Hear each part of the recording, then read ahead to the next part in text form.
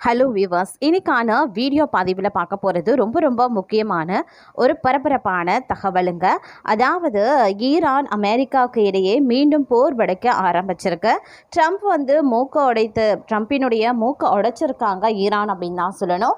பேச்சுவார்த்தைக்கு எல்லாம் வர முடியாது அப்படின்னு திட்டவட்டமாகவே தெரிவித்திருக்காங்க. இதனால் பார்த்தீங்க அப்படின்னா மீண்டும் பதட்டம் அதிகரித்து கொண்டே போகின்றது அப்படின்னு தான் சொல்லணும். இது குறித்த எக்ஸ்க்ளூசிவ் தகவல் தற்போது கசிந்திருக்கிறது. இது குறித்த முழுமையான தகவலோடு இன்னும் பரபரப்பான அப்டேட்ஸை தொடர்ந்து நீங்க தெரிந்த பலன் பெற வீடியோவை ஸ்கிப் பண்ணாம கடைசி வரைக்கும் பாருங்க. வீடியோக்குள்ள போகிறதுக்கு முன்னாடி இது வரைக்கும் நீங்க நம்ம சேனலை சப்ஸ்கிரைப் பண்ணல அப்படின்னா உடனே சப்ஸ்கிரைப் பண்ணிக்கோங்க. அப்படியே பக்கத்தில் இருக்கக்கூடிய நோட்டிஃபிகேஷனுக்கான பில் பட்டனையும் பிரஸ் பண்ணிக்கோங்க. சரி நேயர்களே, வாங்க வீடியோக்குள்ள போகலாம். ஈரான் அமெரிக்கா இடையே மீண்டும் போர் வெடிக்க ஆரம்பிச்சிருக்குங்க. இந்த நிலையில தான் அமைதி பேச்சுவார்த்தை கத்தார் தலைநகர் தெஹ்ராவில் நடைபெறவுள்ளதாக அமெரிக்க அதிபர் டொனால்ட் ட்ரம்ப் அறிவித்திருக்கக்கூடிய நிலையில் ஈரான் அதனை முற்றிலுமாக மறுத்திருக்காங்க. ஈரான் அமெரிக்கா இடையே மீண்டும் மோதல் ஏற்பட்டிருக்கிறது. இரு நாடுகளிடையே அமைதி ஒப்பந்தம் கையெழுத்தாகியும் கூட ஹர்முஸ் ஜலசந்தியில சரக்கு கப்பல்களை தாக்கியதாக கூறி ஈரான் மீது அமெரிக்கா அட்டாக் செய்திருக்காங்க. இதற்கு பதிலடியாக ஈரானும் பக்ரைன், குவைத் உள்ளிட்ட நாடுகளில் அமைந்திருக்கக்கூடிய அமெரிக்காவின் இராணுவ தளங்களை குறிவைத்து தாக்குதல் நடத்தப்பட்டிருக்கிறது. இதனால் மீண்டும் இரு நாடுகளிடையே பதட்டம் அதிகரிக்க தொடங்கியிருக்கிறது. இதற்கு இடையே தான் அமெரிக்காவும் ஈரானும் கத்தார் தலைநகர் தெஹ்ராவில் இன்று பேச்சுவார்த்தை நடத்தவுள்ளதாக அமெரிக்க அதிபர் டொனால்ட் ட்ரம்ப் அறிவித்திருந்தார். இது தொடர்பாக டொனால்ட் ட்ரம்ப் நேற்று அளித்த பேட்டியில் என்ன சொல்லியிருந்தாருன்னா, ஈரானுடன் தெஹ்ராவில் அதாவது கத்தார் தலைநகர் வைத்து நாளை அதாவது இன்று பேச்சுவார்த்தை நடத்த உள்ளதாக. இந்த பேச்சுவார்த்தை அப்படிங்கிறத ஈரானின் அணு ஆயுத திட்டத்தை தடுப்பதை சார்ந்து இருக்கும் அப்படின்னு சொல்லப்பட்டிருந்தது. ஈரானிடம் அணு ஆயுதம் இருக்கக்கூடாது என்று நாங்கள் விரும்புகிறோம். இதனால அணு ஆயுதம் தயாரிப்பை நோக்கி அவர்கள் செல்வதை தடுக்க நினைக்கிறோம். இதற்கு அவர்கள் ஒப்புக்கொண்டுள்ளனர் அப்படின்னு சொல்லியிருக்காரு. முன்னதா அமெரிக்காவுடன் பேச்சுவார்த்தைக்கு ஈரான் தயாராகவே இருக்காங்க. இது தொடர்பான பேச்சுவார்த்தையை தெஹ்ராவில் நடத்த ஈரான் விரும்புகிறதாகவும் டொனால்ட் ட்ரம்ப் தன்னுடைய கருத்தை ட்ரூத் வலைதள பக்கத்தில் சொல்லியிருந்தார். அதன்படி அமெரிக்க சார்பில் மத்திய கிழக்கு நாடுகளுக்கான சிறப்பு தூதர் ஸ்டீவ் மற்றும் ட்ரம்பின் மருமகன் ஜார்ட் ரெய்ட் ஆகியோர் தெஹ்ரா புறப்பட்டுள்ளதாக சொல்லப்பட்டிருந்தது. ஆனால் டொனால்ட் ட்ரம்பினுடைய இந்த இரண்டு கருத்துக்களையும் ஈரான் முற்றிலுமாகவே மறுத்திருக்காங்க. இது தொடர்பாக ஈரான் வெளியுறவுத்துறை அமைச்சகத்தின் செய்தி தொடர்பாளர் இஸ்மாயில் பகாயில் கூறும்போது, வரக்கூடிய நாட்களில் அமெரிக்காவுடன் எந்த பேச்சுவார்த்தைக்கும் நாங்கள் தயாராக இல்லை. பேச்சுவார்த்தைக்கு எந்த வகையிலையும் யாராலும் எங்களுக்கு அழுத்தம் கொடுக்க முடியாது அப்படின்னு சொல்லியிருந்தார்.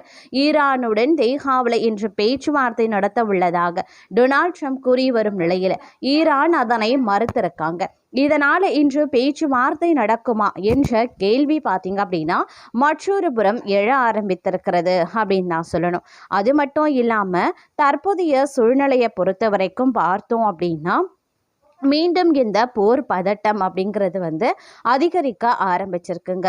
போர் நிறுத்த ஒப்பந்தத்தை மீறி ஈரான் மீது இரண்டாவது நாளாக அமெரிக்கா தாக்குதல் நடத்தியும் இருக்கிறது. இதனால் மீண்டும் பதட்டம் அதிகரிக்கவும் ஆரம்பிச்சிருக்கு. ஓமன் நாட்டின் தாஹித் துறைமுகத்திற்கு அருகே பயணித்து கொண்டிருந்த சிங்கப்பூர் நாட்டைச் சேர்ந்த சரக்கு கப்பல் மீது ஈரான் திடீர் தாக்குதல் நடத்தியிருக்காங்க. இதற்கு பதிலடி கொடுக்கக்கூடிய வகையில் ஹர்முஸ் நீரின பகுதி உள்பட 10 இடங்கள்ல போர் விமானம் மூலமா அமெரிக்கா குண்டு வீசி தாக்குதலையும் நடத்தியிருந்தது. இந்த நிலையில ஈரான் மீது இரண்டாவது நாளாக அமெரிக்கா வான்வழியாக தாக்குதலையும் நடத்தியிருக்கிறது.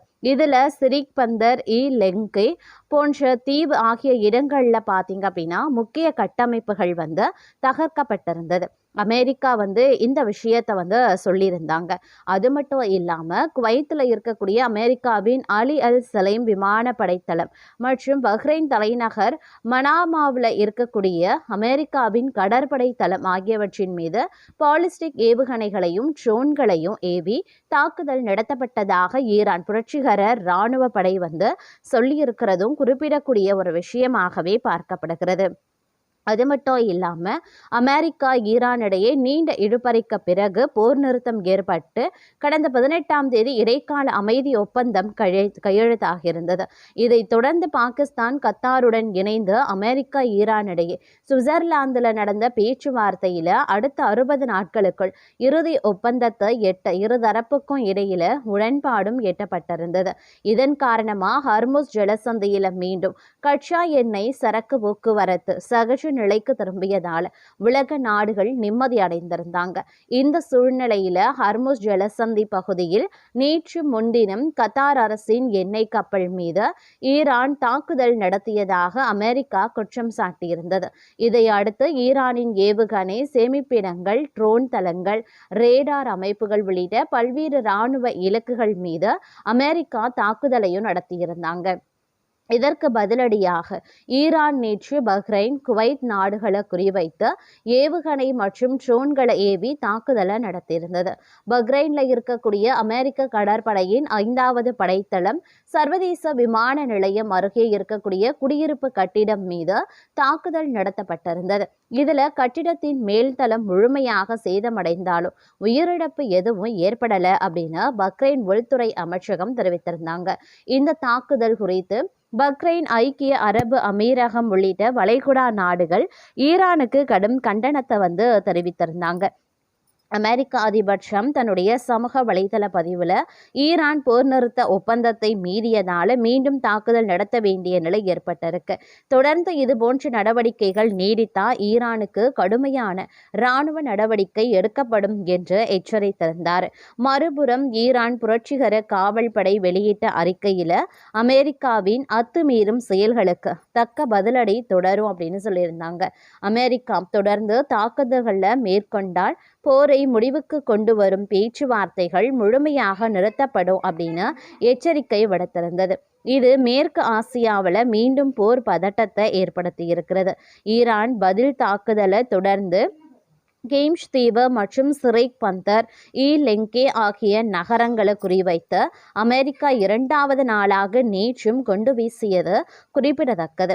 முழு கட்டுப்பாட்டில் ஹர்முஸ் ஜலசந்தி இருக்கிறதாகவும் அமெரிக்கா ஈரான் இடையே மீண்டும் மோதல் ஏற்பட்ட நிலையில் ஈரானின் நேரடி கட்டுப்பாடு இல்லாமல் ஹர்முஸ் ஜலசந்தியில் கப்பல் போக்குவரத்தை மீண்டும் தொடங்க அமெரிக்க கடற்படை தலைமையிலான பன்னாட்டு அமைப்பு நடவடிக்கை எடுத்திருக்கிறதாகவும் சொல்றாங்க. இது குறித்து ஈரான் வெளியுறவு அமைச்சர் அப்பாஸ் அராக்ஷி நேற்று அளித்த பேட்டியில் அடுத்த 30 நாட்கள் ஹர்முஸ் ஜலசந்தி முழுமையாக ஈரானின் கட்டுப்பாட்டிலேயே இருக்கும் அப்படின்னு சொல்லியிருந்தார்.